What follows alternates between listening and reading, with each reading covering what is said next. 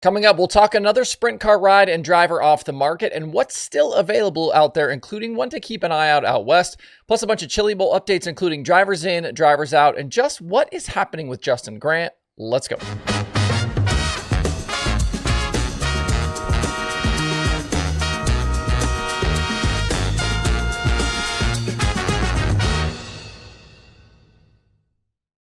It's Wednesday, December 11th. I'm Justin Fiedler. This is DIRTRACKR Daily presented by Kubota Genuine Parts. Over at DIRTRACKR.com, the analytics section is home to 12 series and special events. We are approaching 2,200 races worth of results and stats and analysis. In there, you can find a ton of information for free that includes full race results, driver pages, and a bunch of stats. But if you want access to every tool and number I use for researching these daily shows, grab a subscription to DIRTRACKR Plus, $4.99 a month or $49.99 a year. The year subscription basically gets you 2 months for free. And you can cancel very easily at any time. Signing up gets you access to the Plus dashboard, which has added stat tools and visualizations. You can unlock more than 25 extra features, including exclusive insights not found anywhere else. If you're a race fan, a member of the media, if you work for a series or a track, DIRTRACKR Plus is the perfect resource for current dirt racing data to elevate your knowledge. And let me help you beat your friends in those dirt racing pools. Chili Bowl just right around the corner here. See everything Plus has to offer and sign up for a subscription over at DIRTRACKR.com/GetPlus. Another open sprint car ride gets resolved and a free agent driver is off the board, with TKS Motorsports announcing just a little bit ago they are hiring Cory Eliason full-time for 2025. They'll run a pick and choose schedule next season, likely starting with the Outlaws in March. The release mentioned the Deep South, so my assumption is Talladega on March 7th. I don't know why they don't just say that, but I would assume that's what that means and not necessarily that second Volusia weekend that happens during Bike Week. Remember, the Outlaws go to Volusia for Dirt Car Nationals in February, then they come back for Bike Week in March. Eliason ran World Finals with TKS, finishing 19th both Thursday and Friday and 12th on Saturday. He got in this car after departing the Ridge & Sons 8 machine following the end of the high limit season. Ridge is shutting down the 8 and then just focusing all of their attention on Aaron Reitzel in 2025, who will then go out full-time with high limit. Eliason ended up 10th in the high limit standings in 2024, 6 top 5s, 21 top 10s in 51 races. He picked up a local 410 win at BAPS in March and a prelim victory at Trophy Cup in October. Eliason and RSR, though, just never seemed to get anything going in 2024. They started the season with Tyler Swank on the wrenches. They then switched to Jim Shuttlesworth after a little while, but results were just mixed all the way to the end. TKS went through a few different drivers following the departure of Chase Randall in August. That included stints for Kelby Watt and Hunter Schurenberg before Eliason joined the team in November. Randall remains one of the main free agent drivers still available for next season. With this deal settled and Cameron Key deciding to flip from McGarry to the Beaver 12X, remember we talked about very briefly Cameron Key, I think last week or the week before, about how he was joining the McGarry team for a schedule, but now he's decided to leave that deal before anything even happens and go to the Beaver 12X.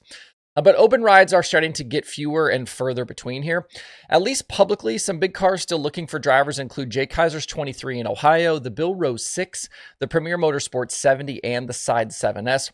We also don't know plans for Rich Eichelberger's 8 and the Hydebreeder 19. We also don't know, is Chris Windom coming back to the Vermeer 55? Is he not coming back to the Vermeer 55? I feel like we've heard both things.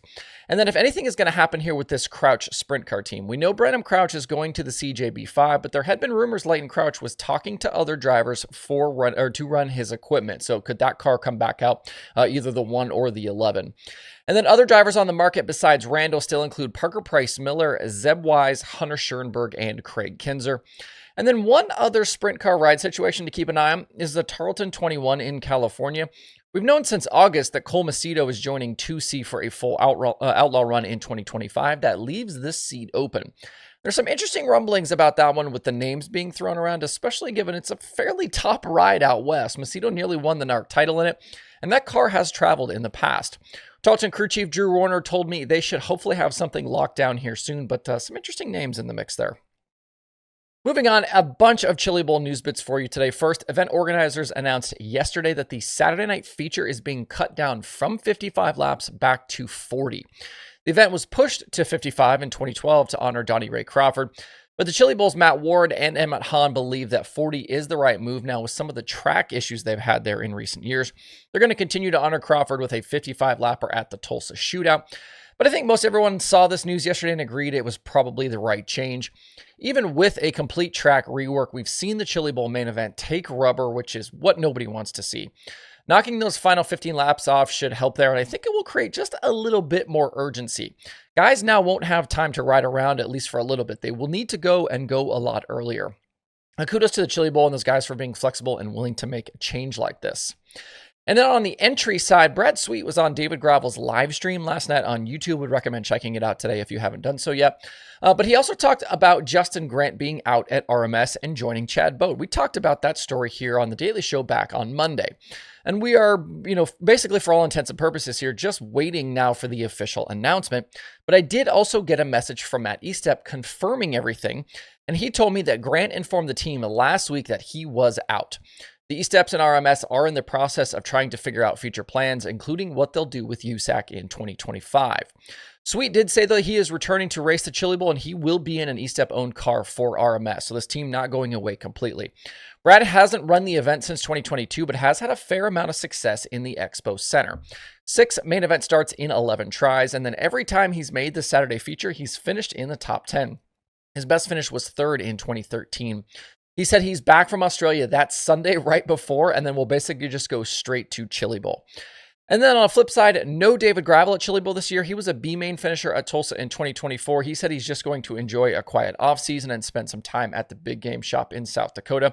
David with a very young family, not shocking that he wants to take some time off after winning that World of Outlaws championship. Tanner Holmes, he revealed his Chili Bowl plans yesterday, announcing he's partnering up with Kyle Bielman to make his 3rd start in Tulsa. Holmes had previously run with Chili Bowl. I thought maybe that was going to be a potential landing spot for him, but I'd heard in recent days that Bielman was the spot here.